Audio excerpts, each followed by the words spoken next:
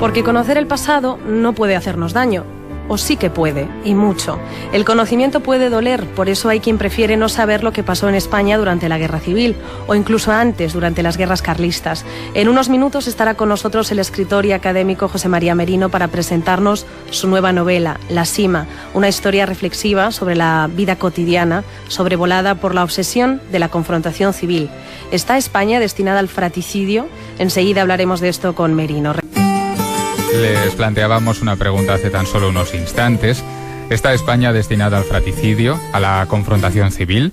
Hay quienes piensan que los españoles lo llevamos en la sangre como si fuera genético. Al protagonista de La Sima, la novela que hoy nos presenta José María Merino, esta es una pregunta que le asalta constantemente. Además, se encuentra en pleno proceso de la escritura de una tesis sobre la Primera Guerra Carlista. José María Merino, buenas tardes. Hola, buenas tardes. Buenas tardes.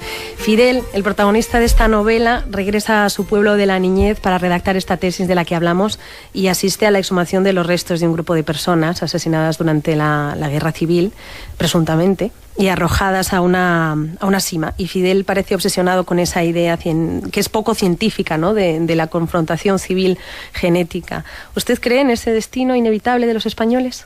No, yo precisamente he escrito una novela porque la novela tiene esa maleabilidad, esa posibilidad de que estén ahí las ideas más contradictorias. Fidel piensa que hay un destino español, que es la confrontación civil, el fratricidio, el cainismo, pero su director de tesis, el profesor Verástegui, que es un hombre muy serio, piensa que esto no es científico y que si va a seguir por ese camino, que no escriba una tesis, que escriba una novela, ¿no?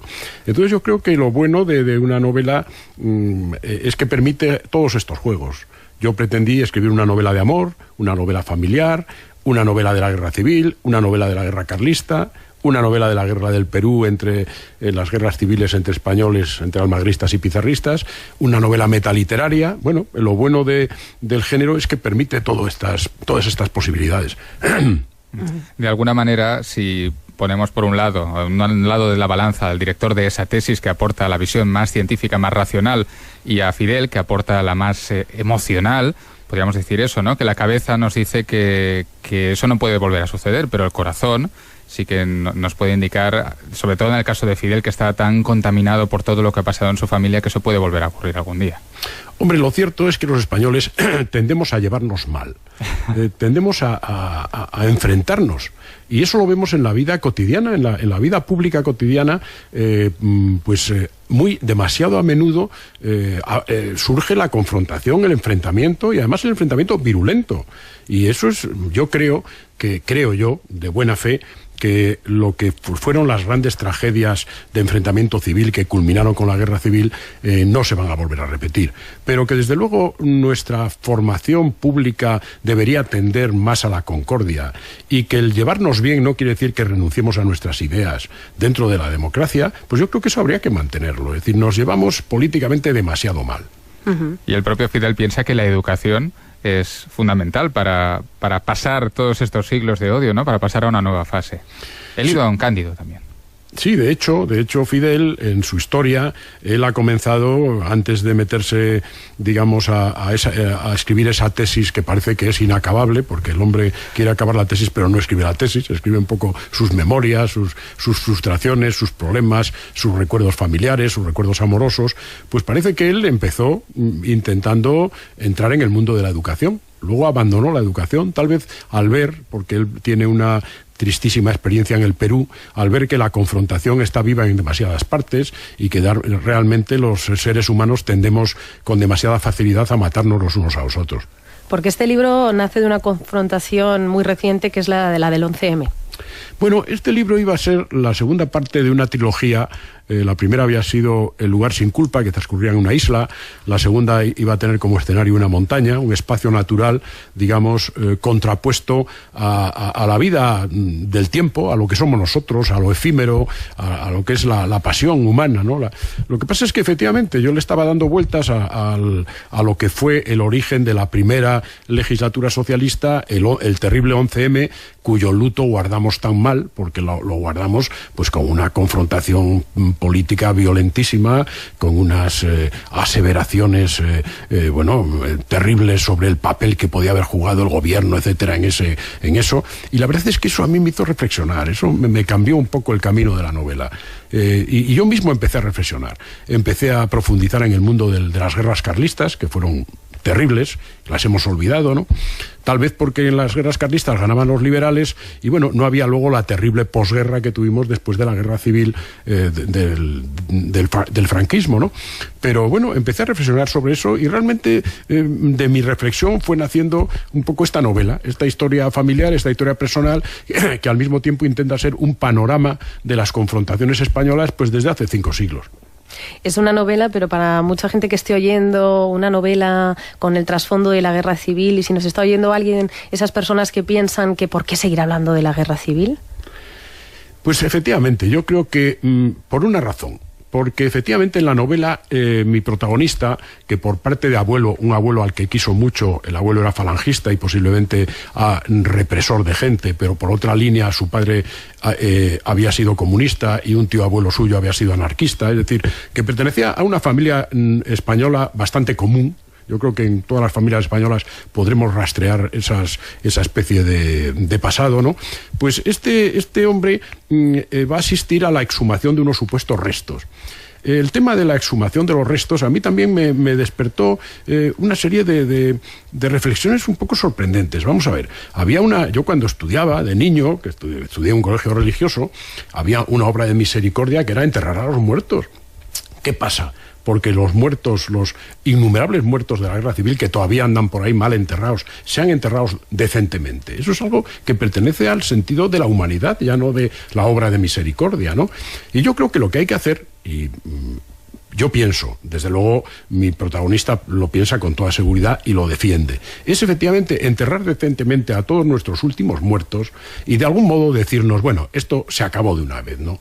Se acabó de una vez. Tenemos democracia, tenemos un país con todo lo que pensemos de las crisis, etcétera, en prosperidad, un país incorporado a Europa. Hombre, vamos a cerrar de una vez ese capítulo. Pero vamos a cerrarlo enterrando decentemente al último muerto mal enterrado que tengamos. Este libro, La Sima, es un libro muy simbólico, con mucha metáfora. Para empezar, por esa misma sima, ese lugar al que uno puede asomarse, pero no va a haber nada en principio, ¿no? Nada más meter la cabeza no va a haber nada. Y está esa niebla constante que lo vuelve todo y que lo oculta y que tiene que dejar paso a la claridad. Es todo ese paisaje que, como decía hace un momento, está más allá del tiempo humano, pero a la vez marca mucho el tic-tac del reloj humano, ¿no? Claro, además es un paisaje invernal, transcurre en una parte de la montaña central leonesa en plenos días de invierno, en los últimos días del año 2005 y en los primeros del año 2006, porque por primera vez en mi vida literaria he hecho una novela ceñida al calendario puntualmente, ¿no? Sí, efectivamente hay ese mundo, ese mundo de la naturaleza que nos ve pasar impasible mientras nosotros estamos enredados en nuestros odios y en nuestras miserias, ¿no? Bueno, yo también busqué, aunque la novela no pertenezca a ese ciclo del que antes hablaba, yo también busqué eso, esa presencia de lo natural, de lo que tiene otro ritmo, de lo telúrico, que tiene otro ritmo, otro tiempo, y de nosotros, que tenemos un ritmo pues que nos lleva a lo efímero y sin embargo a lo desesperadamente cruel, ¿no? Sí, el ritmo que necesita Fidel para hacerse esas preguntas que le llevan a construir su propia memoria. Una de las cosas que dice, creo que ilumina bastante el contenido de esta novela, dice: se me ocurre que esta escritura es también una exhumación de cadáveres que estaban sepultados en una fosa o sima olvidada y que mientras los hago aparecer coinciden dentro de mí con el mismo que los mató. Yo soy varios dobles, mi padre y mi abuelo, por un lado, por otro el asesino y la víctima, el enterrador que los inhumó y el que cava para sacarlos a la luz. Pues sí, un poco en Fidel está todo eso. He intentado jugar también con el tema del doble, en este caso no de una manera tan misteriosa como en otros libros, pero sí, Miguel asume, digamos que él asume todo el pasado y en él, bueno, pues se simboliza esto, lo que pudiera ser esa memoria histórica, pero no una memoria histórica que termina en el año 36, sino es una memoria histórica que yo la he remontado pues por lo menos hasta el siglo XVI. Y yo creo que, bueno, que si uno empieza a pensar efectivamente en las terribles confrontaciones que a lo largo de todos estos siglos, y desde luego en el siglo XIX es evidente, hemos tenido los españoles, pues es para decir, hombre, deberíamos reflexionar un poco sobre ello y prometernos llevarnos mejor. ¿Ha leído el libro de Javier Cercas, Anatomía de un instante? Me lo han regalado el otro día en una emisión, pero no he tenido ocasión de leerlo. Porque hay un momento en La Sima, en su libro, en la nueva novela, en la que se habla del 23F, y uno de los recuerdos de Fidel es acudir a una manifestación en contra del golpe de Estado. Y sin embargo, en el libro de Javier Cercas, él desde el principio habla de que nadie salió a la calle para defender la democracia en contra de ese golpe de Estado. Como hubo una manifestación en Madrid tremenda, a la cual acudí yo con mis hijas, que entonces eran pequeñitas, y era una manifestación tremenda. Claro, nadie salió la noche del 23F, pero no sé cuándo se produjo esa manifestación. Fue importante. No sé exactamente cuáles son los matices que da Cercas. Sí, posiblemente él habla, Jordi, quizá tú lo recuerdas también, él habla, creo que de la noche exacta, sí, de esa misma tarde. Exacto, de la tarde-noche de los hechos en los que, bueno, la mayor parte de las personas se quedaron en sus casas esperando el devenir de los acontecimientos, en muchos casos por miedo o precisamente por recuerdo a lo que pasó en el año 36, ¿no? Pues posiblemente. Fíjese, yo por ejemplo, en la familia, las gentes de las distintas partes familiares, pues empezaron a hablarme de la guerra civil. Unos habían estado de un lado, otros de otro, pero empezaron a hablarme de las cosas que habían pasado en la guerra civil cuando tenían 90 años. Los que llegaron a los 90 años, los que no llegaron nunca me hablaron de ello, ¿no? Los que llegaron a los 90 años ya empezaron a hablar de la guerra civil. Y es sorprendente cómo la guerra civil estableció unos bloqueos y unas prudencias tremendas dentro de nosotros, ¿no?